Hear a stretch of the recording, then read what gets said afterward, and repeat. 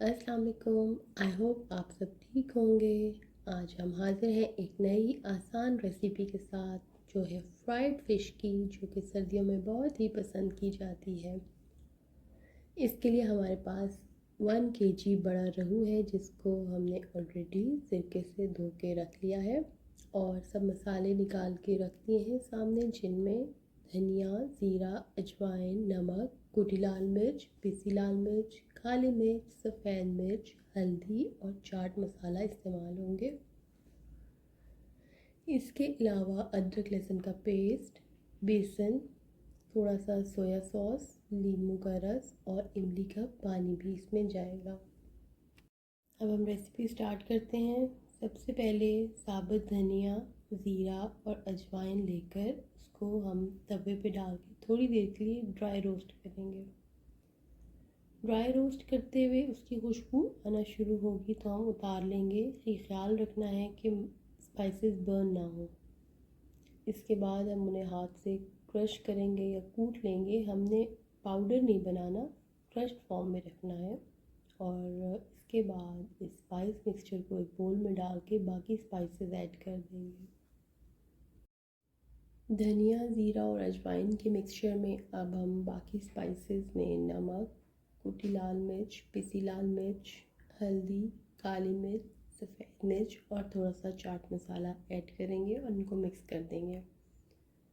अब इस स्टेज पे इस खुश्क मसाले को हम चाहें तो एयर टाइट जार में रख सकते हैं जो बाद में इस्तेमाल हो सकता है। और लेकिन हम अभी यहाँ पे फ्रेश ही यूज़ करेंगे। ड्राई स्पाइसेस मिक्स करने के बाद अब हम वेट इंग्रेडिएंट्स की तरफ आते हैं। सबसे पहले हम नींबू का रस निकाल के साइड पे रख लेते हैं और इसके बाद इमली को जो हमने पानी में भिगो के रखा हुआ था उसमें से गुठलियाँ निकाल के उसके पल्प को हमने अलग कर लिया और हैंड ब्लेंडर से बिल्कुल अच्छी तरह ब्लेंड करके पल्प को स्मूथ कर लिया। अब इसी में हमने लेमन जूस और सोया सॉस भी ऐड कर दिया।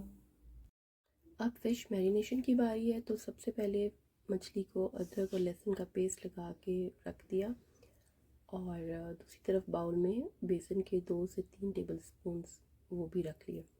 तो ड्राई स्पाइस मिक्सचर जो हमने रेडी किया है उसके 2 हिस्से हम फ़िश में ऐड करेंगे और बाकी बचा हुआ एक हिस्सा हम बेसन में ड्राई ही डाल देंगे। सोया सॉस, नींबू और इमली के मिक्सचर का भी ज़्यादा हिस्सा हमने फ़िश के मसाले में ऐड करके बाकी हिस्सा बचा के रख लिया है, जिसको अभी हमने बेसन में ऐड नहीं किया। दूसरी तरफ फ़िश को अच्छी तरह मसाला लगा के मैरिनेट करने के लिए हमने 6 से 8 घंटे के लिए रख दिया ताकि मसाला अच्छी तरह रच जाए। मज़ेदार फूड रेसिपीज़ के लिए हमारे चैनल को लाइक और सब्सक्राइब करें और बेल आइकन का बटन भी ज़रूर प्रेस करें। अब फ़िश की मैरिनेशन हो चुकी है। अब हम मछली को फ्राई करने से पहले वो बेसन जिसमें ड्राई मिक्सचर पहले ऐड कर चुके हैं उसमें वेट इंग्रेडिएंट्स भी शामिल करके मिक्स कर देंगे। इवन कि मछली के बोल में भी जो बचा हुआ मसाला है वो भी हम इसी बेसन में ऐड कर देंगे ताकि वो भी वेस्ट ना हो। और इससे बेसन में भी स्पाइसेस का जायका शामिल हो जाता है और क्रश स्पाइसेस तो वैसे भी खाने में बहुत अच्छी लगती हैं।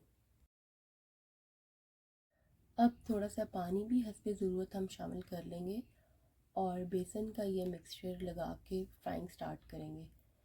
अच्छा, मैंने बेसन की तह बहुत पतली रखी है, तो मुझे इस तरह ही पसंद है, थोड़ी क्रिस्पी सी लेयर बनती है। आप चाहें तो इसको ज़्यादा या कम अपनी मर्ज़ी से कर सकते हैं।